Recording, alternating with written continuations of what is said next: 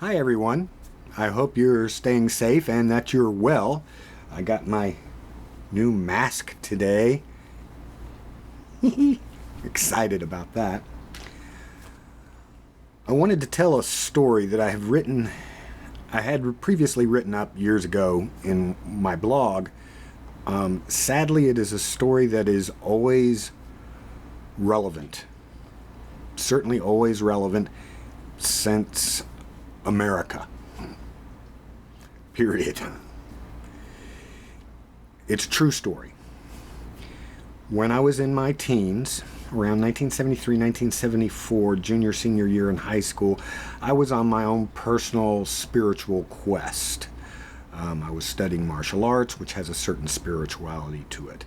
As a child, my mom was a Presbyterian, and I went to Presbyterian church. In my teens, with one friend, I went to a Redeemer Lutheran church. I went to a Greek Orthodox church. I read up on Judaism. And I had a friend, Johnny Metz, who invited me to go to his church. Sure, why not? And so one Sunday morning, I get in my 1960 Plymouth Valiant and I drive out to meet Johnny at his church, the AME Church in Irmo, South Carolina. Now, first we went to Sunday school, and it was a very small Sunday school class. Me and Johnny. Johnny's older sister was heading up the class, teaching the class, and there were one or two other people in attendance. I didn't think anything of it. We talked and Bible stories, that sort of thing. When we left Sunday school and got ready to head into the sanctuary, Johnny informed me that I was the only white person to have ever crossed the threshold of that church, at least at that time. We went into the main sanctuary, looking from the dais out to the front door. The aisles were split. I mean, you had a center aisle. Johnny and I sat about in the middle of the right-hand side, looking from the dais. His mother and father and one or two sisters sat behind us. And we were first in because we had been at Sunday school. People started to file in, and it was fascinating. I particularly noted the older ladies and their hats. Man, do they know how to do hats. Flowers, and it was awesome. But people filed into the church, and it didn't take too long to recognize or to realize that everybody was sitting on the left side.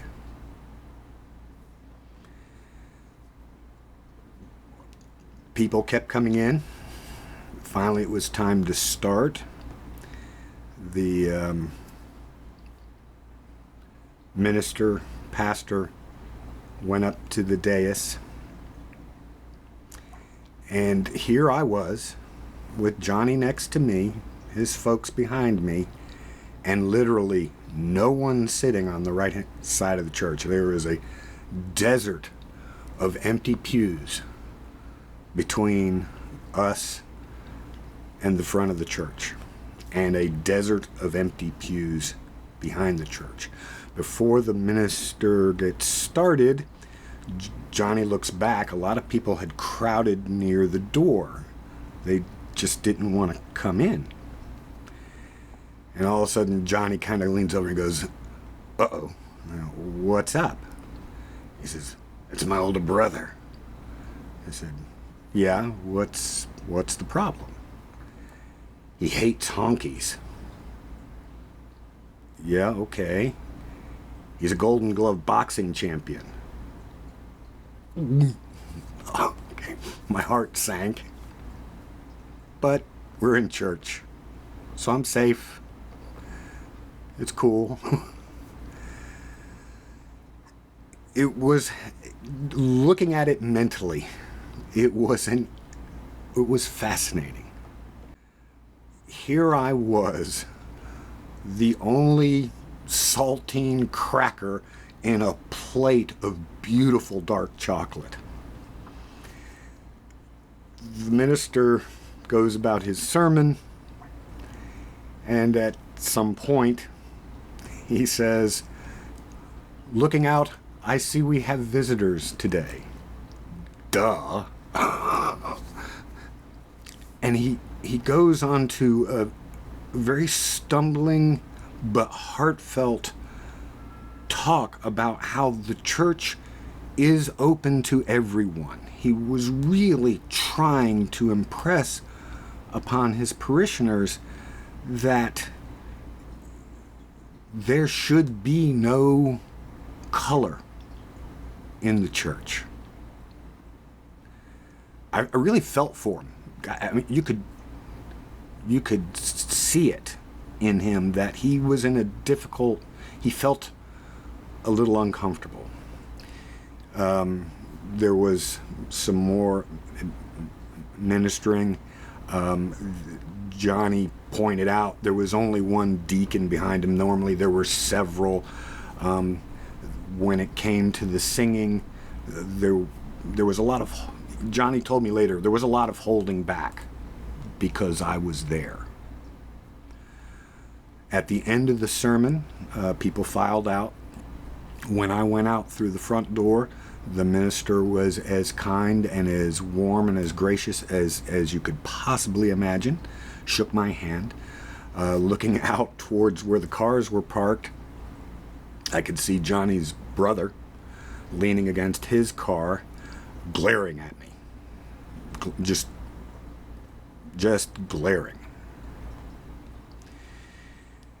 Now, as I drove home, I realized that for a moment, one tiny, tiny, tiny moment in my life, I had experienced what it's like to be viewed as different based solely on the color of my skin. And I tried really hard to imagine what that must feel like every single day of your life, from the moment you achieve consciousness till the day you die. To walk into a grocery store and have people look at you differently just because you are you. Now, at the time I wasn't quite a long-haired freak. I was working toward becoming a long-haired freak. But even us white freaks don't get the same kind of reaction that I imagine. And I can only imagine. Let's face, I am a white dude. All right? I didn't choose to be a white dude. I am a white dude. My friend Johnny Metz did not choose to be a black dude. We are just people. And yet in this culture, we treat some people, white folk, feeling mightily entitled, treat some people very negatively. And if you're a white person and you say, well, that's not me, bull. I encountered one sort of friend who told me once, well, I can't be prejudiced because I went to a certain high school which was 98% black. Just because the high school has a lot of black people in it doesn't mean you do not have prejudiced qualities.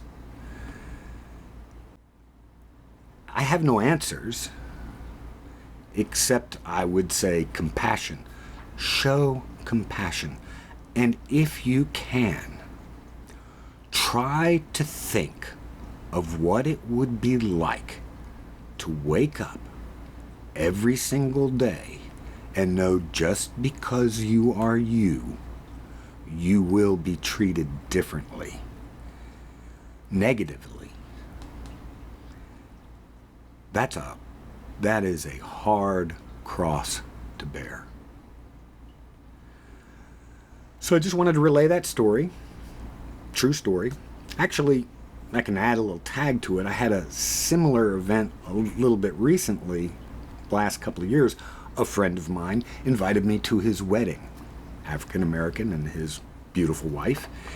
And I can't say I was the only white person in that church, but I was close to the only white person in that church. There were maybe two of us. And it wasn't the same. It wasn't like the aisles split or anything. But no one sat near me, and I can't blame them. I mean, white people are the bad guys in this. White folk accept that. White people are the bad guys in this.